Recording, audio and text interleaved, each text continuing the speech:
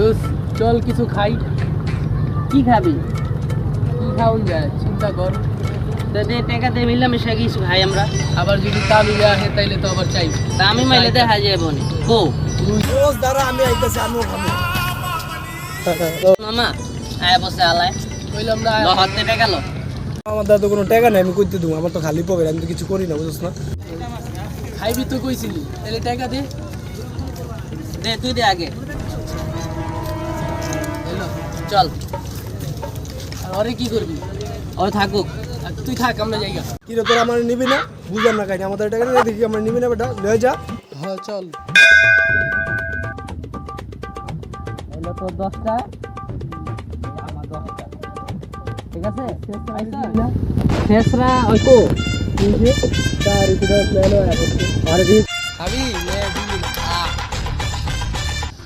খাবি নে, তোর দিমু না, যা। দে বেটা কটা মারে, কি হয় দিলে কি কমবো নি? টাকা দিছস তোর দিমু। টাকা নেই, তুই করতে আসিস, যা। দিবি না তো খারা দেখাইতাছি তো করে।